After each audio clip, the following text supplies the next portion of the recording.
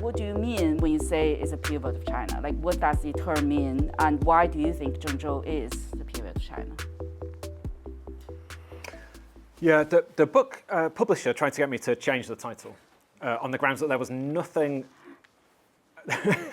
there was no word in the title that was self-explanatory. Every word in the title needs some explanation, including the first word, this pivot. And I suppose pivot has two meanings, really.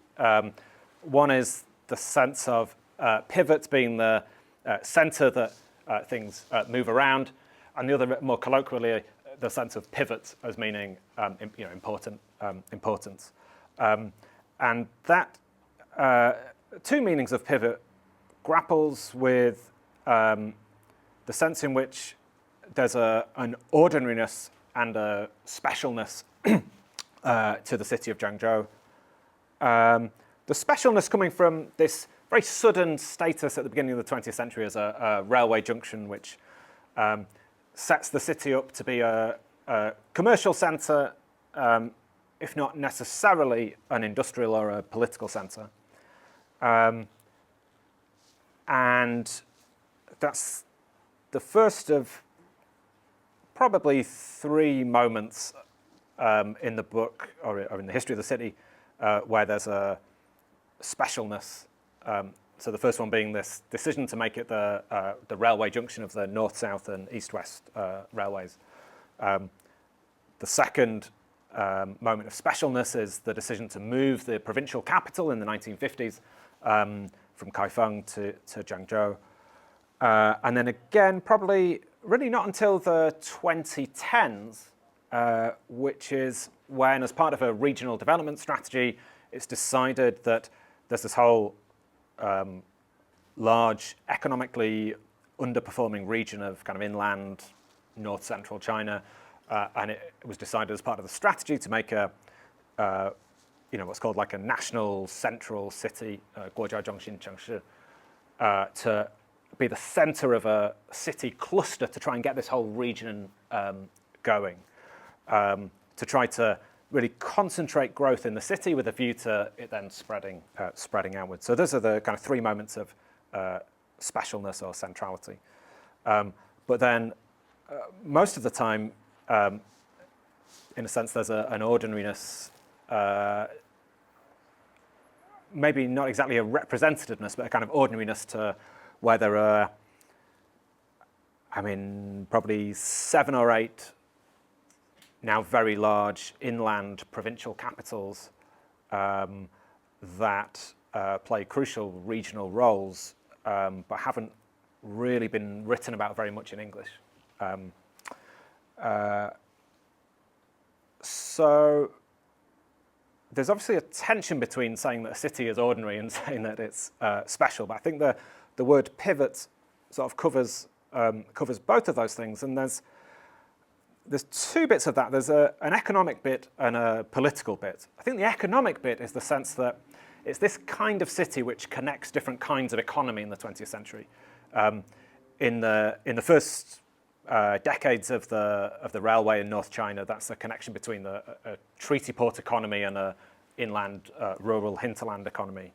And then in the socialist period, it's a connection between a state industrial economy and a collective rural economy. And then in the reform period, this becomes the kind of city that connects the booming manufacturing world of the coast and again, a rural hinterland of that is still agriculture and labour and a source of labour throughout the sort of 20 years of the reform period. And then again, with the shift of manufacturing inland, becomes a kind of connection between the most high-tech parts of the Chinese economy and the rest. So in a sense, that's the kind of economic pivot aspect of it. And then the political aspect is this feeling that, and this is very sort of vague, it's so vague it's not in the book, sort of vague feeling that often it's these regional cities that almost determine the fate of different political projects.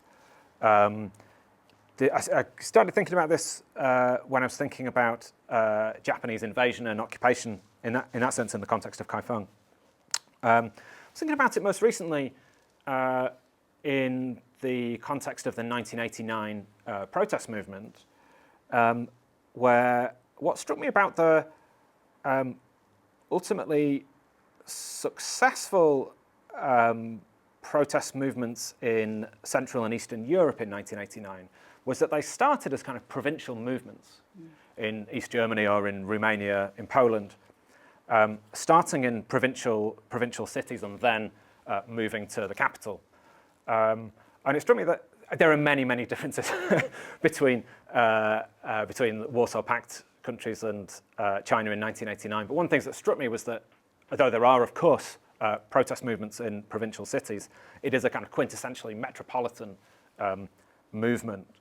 And in a sense, that's this feeling that 1989 never quite captures the middle and ends in this, I suppose, a kind of confrontation between an urban world of students and intellectuals and some workers and urban people in the capital, and soldiers of rural origin. That could have, if it happened at a different time, that could have been different. If a student movement of 1989 had coincided with something like the 𝗘𝗃𝗃𝗃 reform of state-owned enterprises or something like that, then maybe things would have been very different, and the movement would have felt a bit more, in a sense, a bit more provincial and a bit less distinctly metropolitan. So that's maybe an example where a kind of political movement or a political project that doesn't quite capture regional cities ends up being limited in a way. And there's maybe a few examples of that, either of state projects or so anti-state or outside the state projects. I should probably stop talking. Yeah.